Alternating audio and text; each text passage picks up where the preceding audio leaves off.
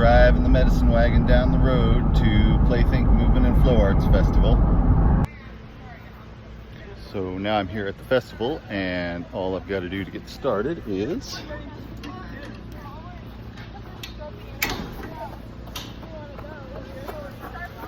drop this gate and unhook this little hasp, and then pop open the doors, and we are ready to go. So in doing first aid for a large group, it's important to consider what the particular needs of that group are going to be. Well, whether it's a festival like this one, or whether it's a different type of gathering, whether it's, maybe a situation with displaced persons, or a situation with demonstrators, something like that. There can be a lot of different scenarios, and there will be some similarities between those scenarios and also some very important differences.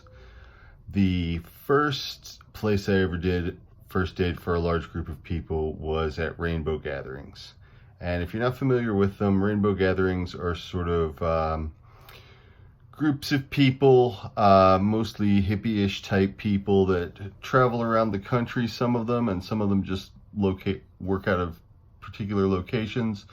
But they get together in national forests mostly, and they have gatherings of people in summertime and sometimes at other times. And some people live on the road going from one gathering to another, and some people just visit the ones that happen near them. A lot of the people who go to these don't have any fixed abode or are living out of their vehicles and so forth full time. So with that, you see a different set of issues than you would see at a festival where most of the people usually live in houses and have access to regular health care and, food security and so forth. And so you see a completely different constellation of issues at a rainbow gathering. I've also done this sort of thing in a, well, I guess you could call it a developing country, a country that was sort of in crisis in the Republic of Kazakhstan in post-Soviet times, when there were a lot of displaced people coming from a neighboring country where there was a civil war. So we saw all sorts of different issues that you would not see here or at a rainbow gathering. And so what I needed to work with the people was very different in some cases. And there were some similarities. There were some certain things that, that you're going to see everywhere, like abrasions, lacerations, burns, cuts, things of that nature that are just very common, very minor. In almost any scenario, you're going to see a lot more minor issues than there are major issues, because minor things just happen more often in almost any scenario. So, it's good to be prepared for those things. In some scenarios where it's a longer term situation, people might be relying on you in a way that they definitely would not be at a summer festival. So there are a lot of different things to take into consideration there. So I'm here at the Playthink Movement and Flow Arts Festival, and this is a gathering of a couple thousand people, and I'm set up to do first aid for a group that size, and I wanted to talk a little bit about what I have and what I'm using and so forth.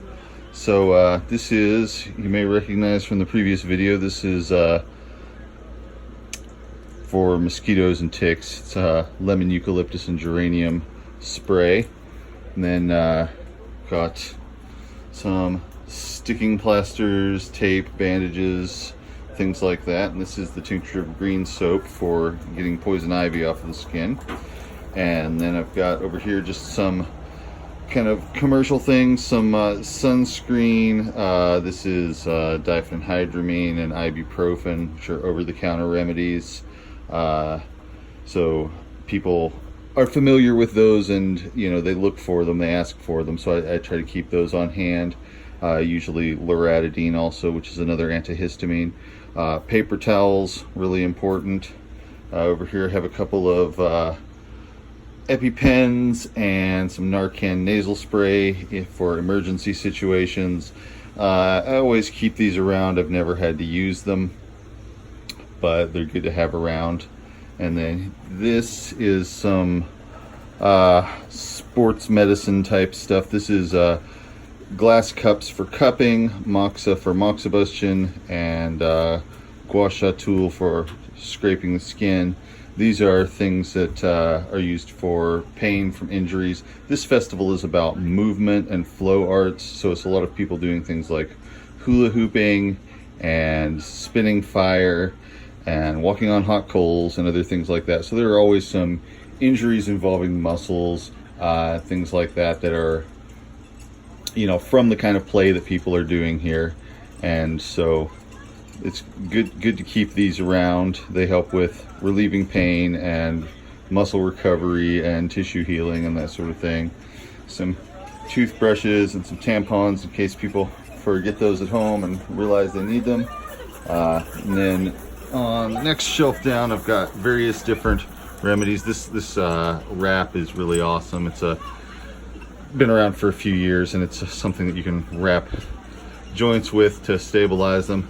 Got activated charcoal and oak tincture. This is something that I would use to induce vomiting if someone had taken too much medicine, for instance, which is not something I've ever seen at this festival. I've been doing first aid here for years and years, and it's a sober type of event, and nobody really comes out here to do drugs. They come out here to do physical exercise and things like that. So but I keep them with me, and you know, I've been in other scenarios where I have needed to induce vomiting, and so the charcoal is adsorptive, so it helps to soak up any kind of medicines or whatever that are in somebody's digestive system. The oak is astringent. It helps to induce vomiting and also to keep stuff from getting absorbed. It kind of closes up and tightens up the tissue that lines the stomach and the intestines, and just forces everything back out and sort of dries you up inside temporarily in a way that keeps you from producing the juices that help with absorption.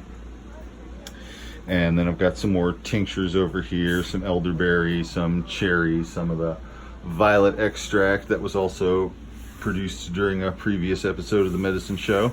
And then here I've got aloe, and this is the burn gel. I had a picture of it in the last video. It comes out clear, but then overnight it turns this shade of purple. And this is the knife that I use to scrape the aloe. This blade is woodland period chert blade that I found here in Kentucky, and it's probably a couple thousand years old, and I fitted it to this haft that I made out of a cedar that was growing right near where I found it, and some deer skin and yucca cordage lanyard. So then in the back section of the medicine wagon, I have this little table that someone can sit on while they're getting moxa or cupping or whatever. And then I've got some water and some snacks set up over there. And then over here I've got various equipment like a blood pressure cuff and stethoscopes and some little tweezers and things. I've actually got power here, which is great because lighting at nighttime at festivals can be difficult. People hurt themselves a lot at night, and having good lighting is really essential to being able to assess what's going on with them. And then I've got a writing project that I'm working on here in between people. Got a couple of microscopes that are mostly here for looks, although sometimes in this type of situation I'll use them to sort of differentiate between, say, a fungal or bacterial infection of the skin. Most of the time you can tell clinically though. And then my vehicle is back behind us there, and if I didn't have actual plug-in power, I would be able to use to run an alternator from, run power from the car into here. These are a couple of herbs that I often get on site at festivals in the summertime here in Kentucky. This one is broadleaf plantain, which there's a lot of growing around my trailer. And this one is jewelweed, which you can usually find growing at the edges where woods and fields meet. So the jewelweed is good for poison ivy and is an antihistamine, and lots of people are going to figure out that they've been exposed to poison ivy. Many of them already have been but don't know it yet. So tomorrow, on the third day of the festival or so, people are going to start showing up with the actual symptoms from it. And then this one we mostly use for bites and stings from venomous insects and spiders, and that's used just by crushing it up and applying it directly topically to the affected area. I want to talk about some of the general types of things and specific examples of things that I like to have in first aid. As we saw earlier, one of the main categories, the most basic categories, is supplies for wound care. At a minimum, this needs to include something to clean wounds with and disinfect them, and something to cover and protect them with. So this could include the tincture of green soap that we have, or water is the most basic thing, although it's not the most effective. Alcohol and iodine have also been used for cleaning of wounds, and then something to put over the cleaned wound to protect it. These band-aids and plasters and so forth are one thing for doing that with.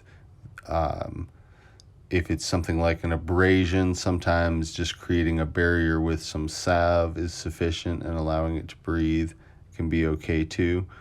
But you also don't want things to stick to clothing and so forth, because that's painful later on. I also like to have wound closures, which are like tape for holding a wound closed, and vulnerary herb extracts, which are things like yarrow, for instance, that help to tighten up tissue and help it to heal faster. A tincture made from benzoin gum can be a useful thing in wound care. It helps to disinfect wounds and also create a semi-liquid barrier on top of them, sort of like a liquid bandage type of thing. I also use this to make a substance called Gossypium preparatum, which is just cotton balls that have been soaked in a tincture of benzoin and then allowed to dry back out. And these are really good for using if there's a wound that's bleeding a lot or draining a lot, something like that. Putting them on top of it, they will soak up the fluid, and they will also have an anti-infective and protective effect on the wound. If you don't have access to benzoin gum to make your tincture out of, the sap from a sweet gum tree can work in a very similar manner.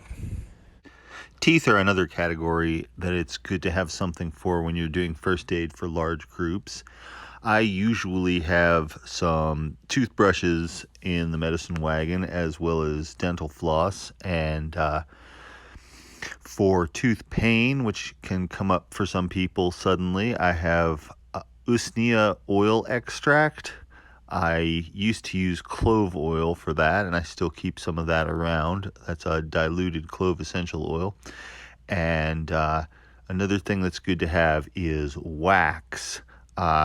In case somebody chips a tooth or breaks a tooth, you can put wax over the sharp edges of it, and that can kind of do them temporarily until they can get somewhere where they can get the tooth repaired or extracted or whatever it needs. Commercially available orthodontic wax would work for that, but I usually use some beeswax that has been softened by melting it and adding a teaspoonful of olive oil per ounce of beeswax, so that when it cools, it's a soft, modelable wax. Digestive issues are another thing that you'll frequently see in first aid for large groups type of setting. In the previous segment, you saw how I had some mint extract and also violet extract in the medicine wagon. And those are both cooling and soothing things for the stomach if somebody just has sort of an upset stomach or heartburn or something of that sort. I will often also keep some ginger extract on hand for nausea and some black walnut extract, which is useful as a remedy for diarrhea. Just sort of helps to dry things up and slow them down. Because a lot of the time when people are in a scenario where they're eating unfamiliar foods and their schedules are interrupted and things like that, some people will have bowel trouble. And so it's always good to have some remedies available for that. When people are sleeping outdoors, they'll often develop respiratory issues, and so I find it helpful to keep some dried herbs for making tea out of that will help to open up the breathing passageways and break up phlegm, like this monarda, which we also call mountain mint, and then thyme leaf is another really good one for breaking up congestion and for making that sort of thing not able to turn into anything worse. Another category that I find really significant is rehydration. And of course, water is the bare minimum for that. I usually have water and then some powdered electrolytes that can be mixed in with the water. If somebody has been sweating a lot, if they're dehydrated from loss of fluid from diarrhea or vomiting or something like that, which sometimes happens at festivals, then that can be really helpful. There are a lot of people who are just not used to being out in the summer heat for hours and days at a time, so you definitely see dehydration almost every time you do something like this. And here in the medicine wagon, we usually also make a drink called switchel, which includes some honey, salt, and vinegar in water, and it's rehydrating, provides a little bit of caloric energy, and some pH balancing as well. Probably the most essential thing to have when you're doing first aid for a group of thousands of people is someone to help you. Hi, I'm Chris. I normally work as a public health nurse, but today I'm helping out doing first aid here at Plaything. So I took him and I ate him. Eva Bentley. I am an herbalist in training and I'm volunteering in the first aid tent. Hi, I'm Megan. This is my second year here at Plaything working as a medic, and I just help everyone out do whatever. Here we are at the end of the festival, 5 days and hundreds of bandages and applications of aloe later. Everybody's packing up and breaking down their camp and so forth. And here in the medicine wagon, everything's just in these crates, which just need to get stowed underneath the platform. And basically that's all there is to packing up. So that makes it easier to have everything available right up until the very end.